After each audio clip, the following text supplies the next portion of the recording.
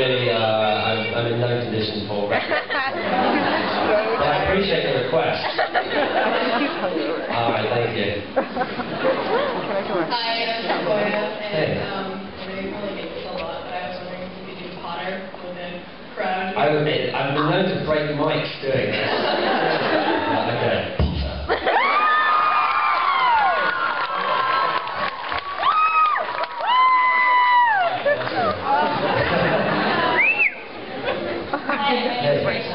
I was wondering what's the funniest blooper or prank or any sort of joke that happened behind scenes on the set?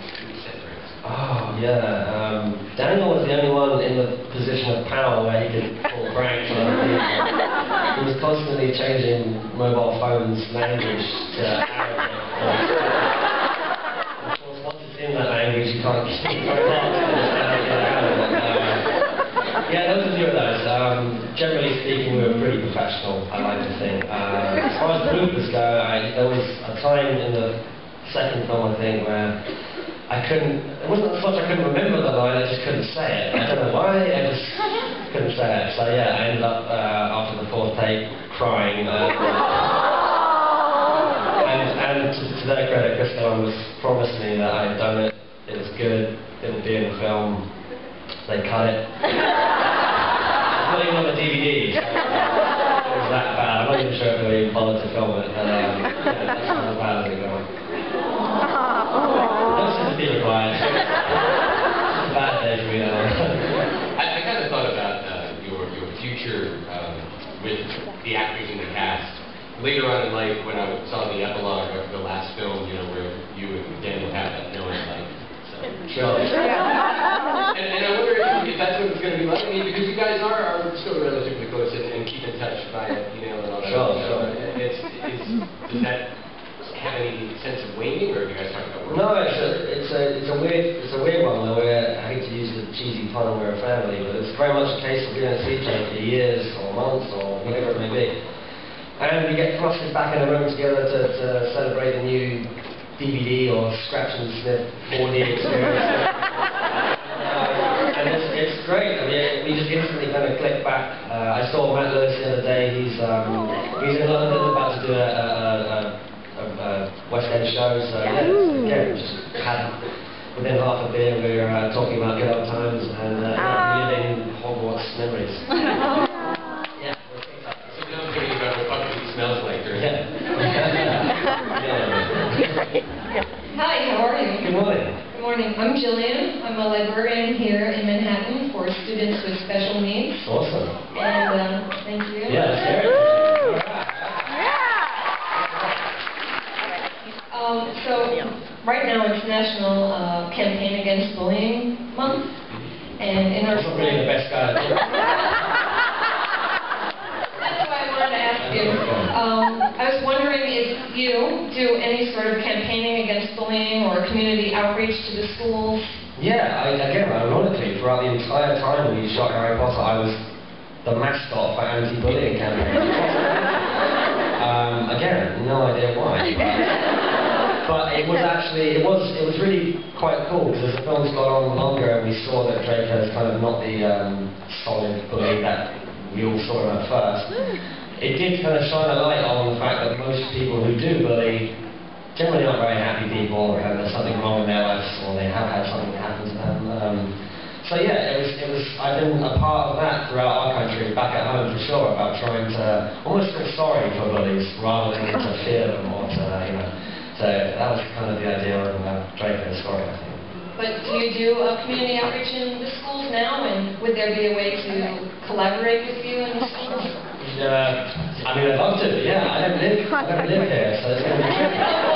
Like a webcast or a Skype session or anything? Like, who would I communicate with? I have no fathomable idea. People, I don't know, I'm sure someone will take your card or something and get in touch. Okay. Yeah! Great. Stop the bullying. Hi, my name is Aisha. Hi, good morning. Hey, good morning. If you had to make the choice for Draco, would you have gone back to your parents in the seventh movie, or would you have stayed in Foster? Ooh. Good question. I would have, yeah, good question. Good question. Put me on the spot like that. I would have got halfway and then just caused carnage. Just take out both sides. I did rewrite the last 10 pages, but apparently they wanted to. No, I don't know. I probably actually felt like my loyalties lied slightly more with my parents than the horrible kids that I've been mistreating. But it was an odd one where neither side was really comforting, and Lord knows the hug with Voldy wasn't much better.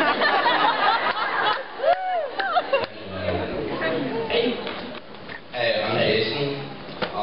I was reading that you were in the TV movie The Labyrinth, which looks really cool. Cool. And I was wondering what were some differences between working on the set of like a TV movie and working on the huge films you've been doing. I mean, there wasn't much difference in size or scale, but the role was vastly different. The classic actor story where they asked me before auditioning for the part, can you ride horses? Of course. I'm a country boy. I was born on a horse, backwards, forwards, whatever I could do. So yeah, and obviously day 3 or day 4, it was a full head-to-toe suit of chainmail, Braveheart wig, etc., etc. Swords, big speeches, and supposedly galloping and slaying people as I go. And it became very evident when the horse just merely trotted along at 2 miles an hour. I actually had no control over the horse. Oh boy.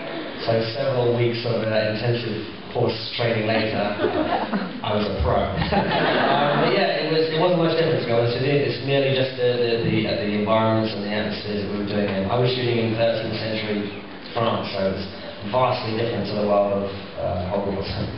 That sounds amazing. I can't wait to see it. Thanks, man. I appreciate that. It should be good.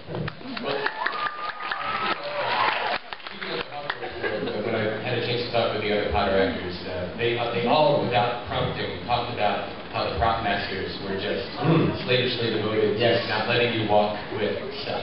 They were like super militant, weren't they? Yeah. So that said, where did you walk away with?